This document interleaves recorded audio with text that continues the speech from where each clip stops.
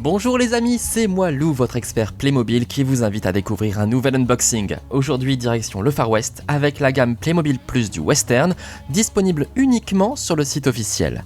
Ces 5 boîtes sorties en 2022 ont été imaginées à partir d'anciens sets. On va voir tout ça, mais d'abord je vous les présente. Voici le set 70 946, un saloon ou boire une limonade en jouant à la manille et ça coûte 39,90 €. Pour payer le soda, on cherche de l'or dans la mine 70 948, une excellente boîte au prix de 44,90 €. J'adore la référence 70 945, c'est la ferme du Far West qui est vendue à 79,90 €. Un autre gros bâtiment, voici le magasin avec une chambre à louer à l'étage qui porte le numéro 70 947 et se trouve à 67,90 €. Et enfin, que serait le thème du Far West sans le Fort Rocks, référence 70 944, vaut 89,90 €. Nous en sommes déjà à plus de 320 € pour ces 5 boîtes, ce qui représente une sacrée somme, mais il va falloir ajouter les articles complémentaires et comme vous le voyez, il y en a un paquet. Déjà, on a la palissade 1002 à 16,90 € pour agrandir le fort. Ensuite, pour décorer, il y a la pompe à vent 1021 à 28,90 € et le château d'eau 1022 au même prix. On pimente l'action avec le shérif 1003 à 8,90 € et les bandits 1023 à 14,90 € et on peut même ajouter une touche d'amérindien avec les enfants à la pêche, référence 1024 à 22,90 €. Ouf! Avec ces 6 sachets, on ajoute 120 €, soit un total de 440 € pour cette gamme complète.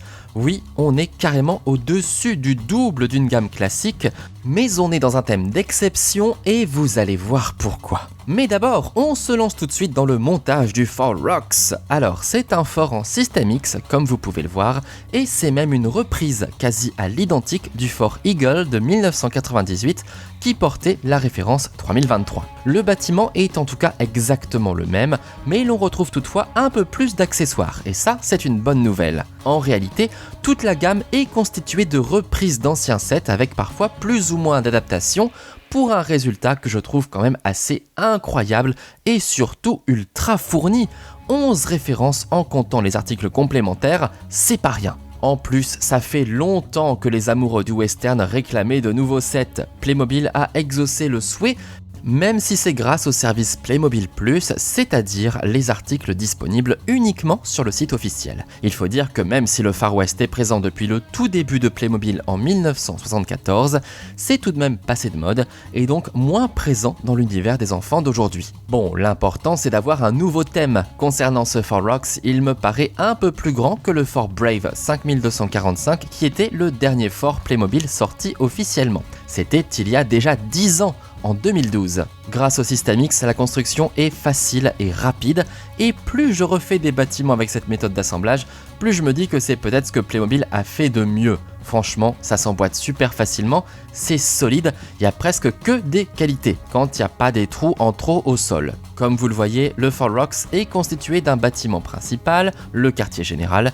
et d'une petite tour de vigie avec une toute petite salle en dessous pour ranger des vivres ou enfermer quelqu'un qu'on n'aime pas. Je suis assez fan de l'entrée parce qu'on retrouve une très grande plaque orangée pour rappeler le sable du désert, avec quelques bons vieux cactus. Je ne sais pas pourquoi, mais j'adore ces cactus Playmobil, sûrement parce que ça me rappelle mon enfance. Allez, un peu de nerfs, il nous reste encore pas mal de palissades à assembler et il ne faut pas oublier le chemin de ronde. Là aussi, ça s'imbrique assez facilement, mais ça ne m'a pas empêché de tout faire sauter quand j'ai voulu tout assembler. Voici peut-être un autre défaut du System X, mais bon, personne n'est parfait, pas même les meilleurs Playmobil. On passe maintenant aux accessoires avec notamment les 2 chevaux des bandits et les 5 figurines du set, ce qui est plutôt généreux. On a évidemment plein de pistolets et de fusils pour une vraie ambiance western, et puis de quoi boire et quoi manger, alors bon appétit. Et voilà notre Fort Rocks. Il a une bonne tête, non? Comme quoi, le System X se marie très bien avec les anciens thèmes. Bon, on va se débarrasser de tous les personnages et accessoires parce qu'on n'a pas fini la construction.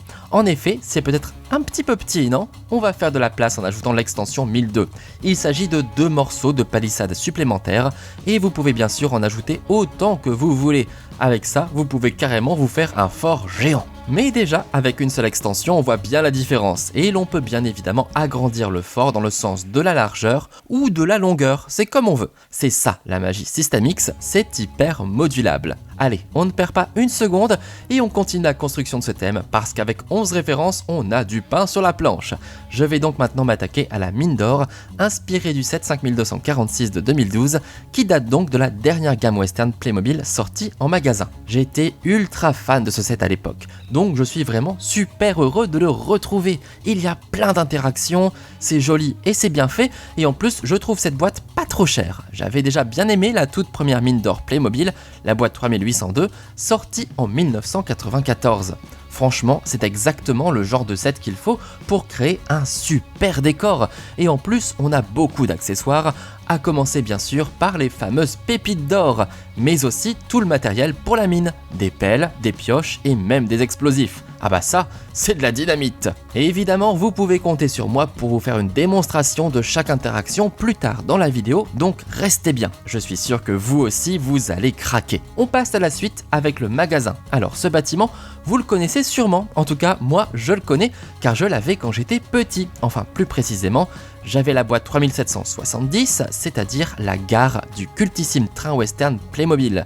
Et donc, ce bâtiment qui date de 1987, c'est quasiment le même, avec quand même quelques petits changements comme la couleur du toit qui passe du vert au rouge. Et là, vous découvrez le vieux système d'assemblage de chez Playmobil qui date d'avant le système X des années 2000.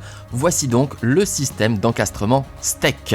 C'est assez fou de retrouver des bâtiments en steak en 2022 chez Playmobil, mais après tout, on a déjà assisté au grand retour de la grande maison Belle Époque, qui elle aussi est en steak. Eh bien écoutez, autant j'ai adoré les bâtiments en steak, autant je cerne mieux aujourd'hui leurs limites, que ce soit en termes de résistance ou même de facilité. Ce n'est pas difficile à assembler, c'est plutôt solide, mais c'est vrai que certains éléments ne tiennent pas toujours très bien, et certaines parties, notamment les toits, sautent facilement entre les mains, encore plus que le système X. Mais quand même, c'est une très grande joie de retrouver ces très vieilles boîtes, surtout que la gare 3770 a quasiment mon âge. Vous vous rendez compte ? Franchement, l'émotion ressentie pendant le montage est difficilement explicable, et j'espère qu'on aura droit à plein d'autres anciennes gammes qui feront un retour, soit à l'identique comme pour la maison Belle Époque, soit un peu remanié comme ici. Parce que oui, comme on passe d'une gare à un magasin, les accessoires changent. Enfin surtout, cette fois-ci, il y en a, car la gare était vide. Et oui, allez c'est parti pour une autre boîte remaniée, voici la ferme du Western, qui est une version revisitée du set 3769, qui date lui aussi de 1987. Et j'avais également la chance de la voir, on dit merci maman chérie. Côté construction, on est bien évidemment toujours en steak, mais là aussi on remarque des petites modifications concernant le bâtiment. Le toit vert devient bleu, et l'enclos et la balançoire changent aussi de couleur. Je suis en tout cas très content de retrouver le petit poulailler sur le côté de la maison. Je ne sais pas pourquoi, mais quand j'étais gamin, j'adorais cette partie avec sa petite porte pour libérer les poules. C'est trop mignon. On s'occupe maintenant de la terrasse et on va pouvoir passer au toit.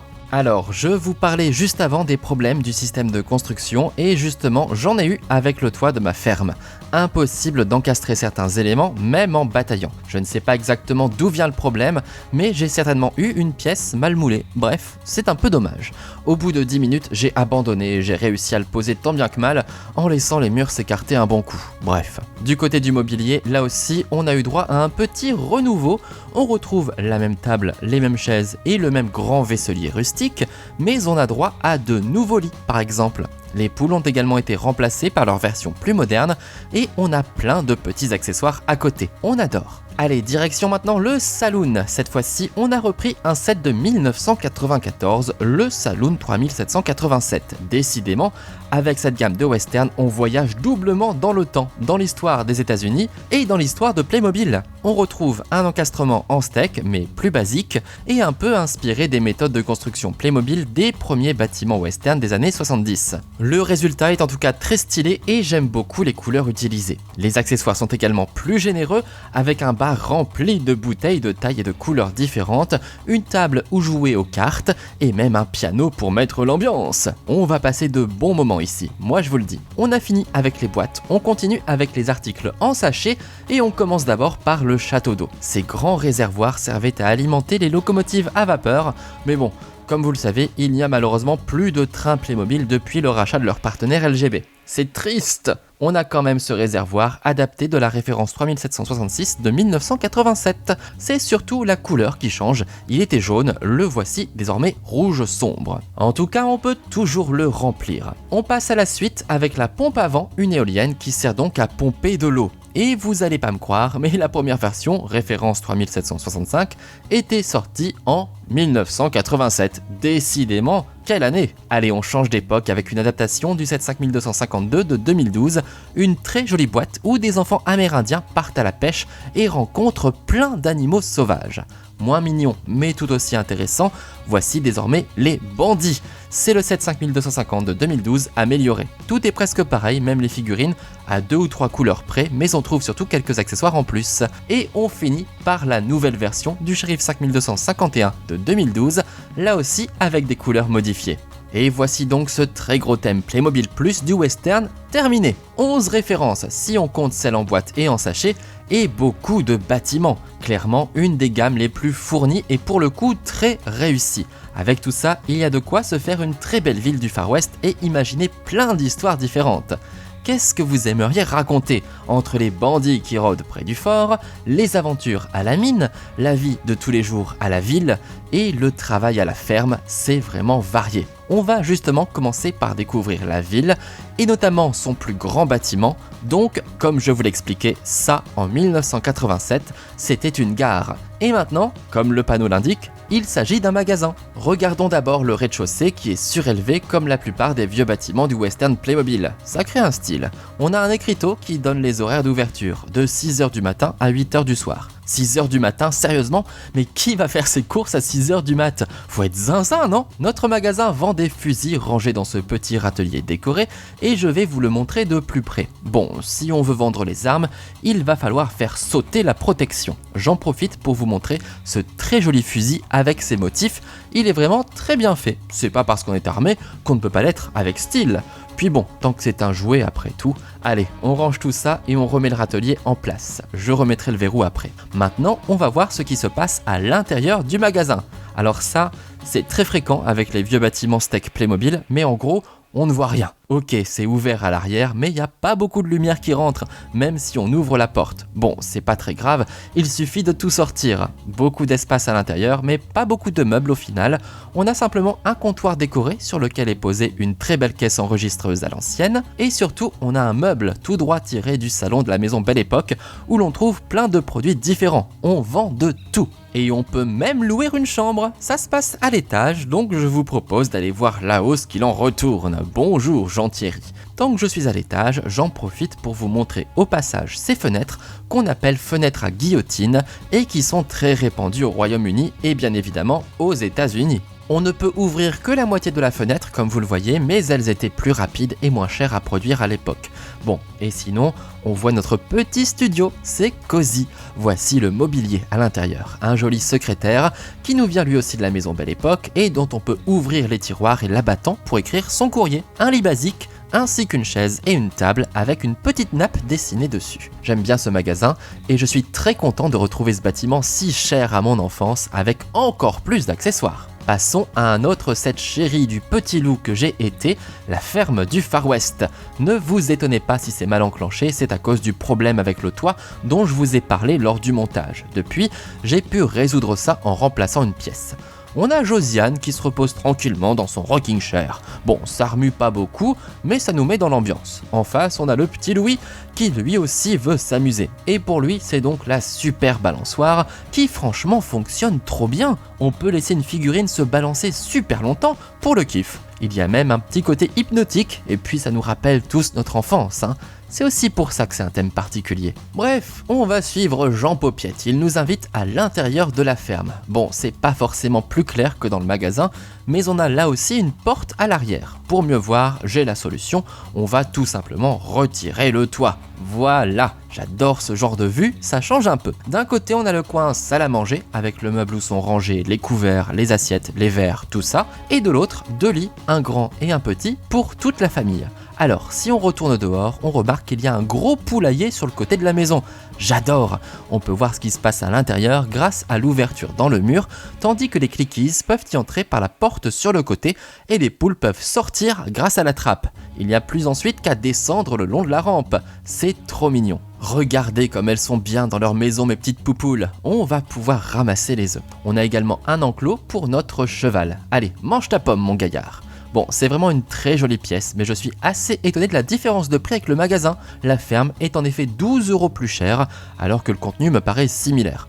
Mais c'est vrai que j'ai encore plus d'amour pour ce set. On continue notre voyage au Far West par un passage obligatoire, le saloon. Et si vous êtes myope, voilà, en gros, saloon. J'aime bien ce grand autocollant, ça fait une déco sympa, tout comme la célèbre affiche Wanted. C'est le détail qu'il faut. Attention, car le shérif Jean Crêpe veille sur la ville. Autre détail important, les portes battantes en bois.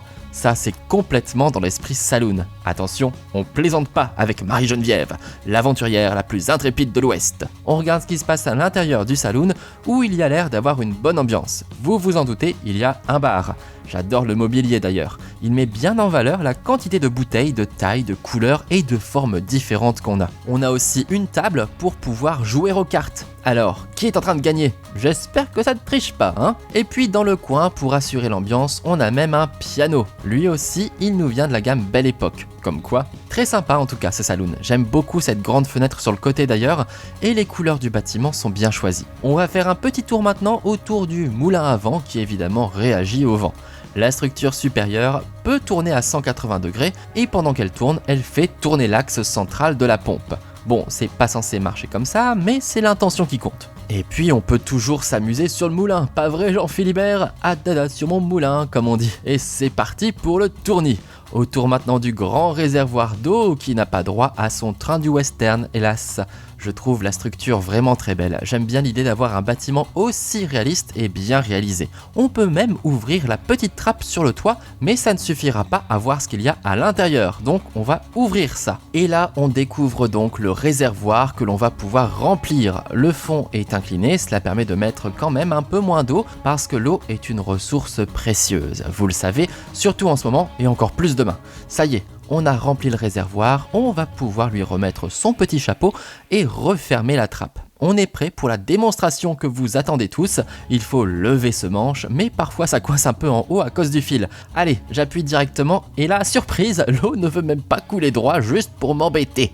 Eh bien, c'est parti pour l'inondation. Super! Alors, normalement, il faut remettre le manche en bas en position basse et ça s'arrête. Au final, dans notre ville, on a plein de personnages différents, chacun avec son style. On peut presque se lancer dans un épisode de Dr. Quinn, femme médecin. On a le shérif, bien évidemment, avec son très beau cheval d'ailleurs, ainsi que son chien, et des habitants variés, dont le barman devant au milieu, dont j'adore la tenue. C'est juste dommage d'avoir deux figurines avec un haut identique, mais bon, globalement, ça le fait. Allez, on part du village et on va travailler à la mine d'or. Comme je vous le disais, c'est un gros coup de cœur, aussi joli qu'amusant, avec plein d'interactions. L'écriteau est en tout cas très clair. Attention, danger! Bon, moi j'ai peur de rien, on va aller travailler dans la mine exactement comme mon grand-père Robert. On peut donc commencer par faire rouler notre chariot sur les petits rails, et rien que ça, déjà je suis fan. L'arrière de la mine nous permet de voir un peu ce qui se passe à l'intérieur, et si je prends un outil, je peux par exemple soulever ce rocher pour faire une découverte de fou!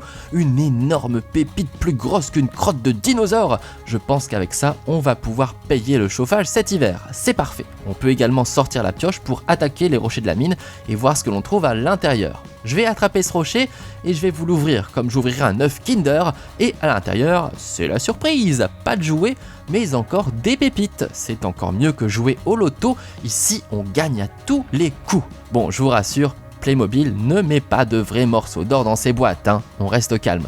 Voici une interaction de la mine que j'adore. Il y a un bouton caché sous forme de poutre cassée qui permet de faire tomber les rochers dans la mine. Il pleut des roches.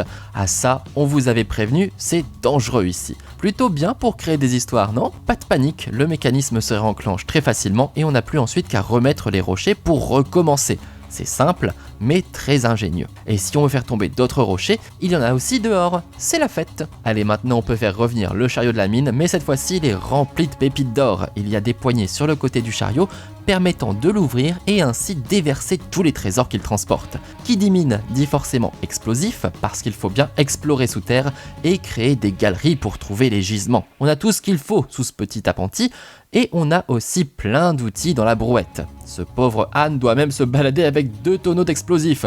N'allez pas me faire exploser mon âne, hein. On a également une caisse remplie de bâtons de dynamite. Attention à ne pas se promener avec une allumette à côté. Et puis on a cette grosse caisse de dynamite avec un drôle de bouton dessus. Si on a un problème de rocher, c'est la solution.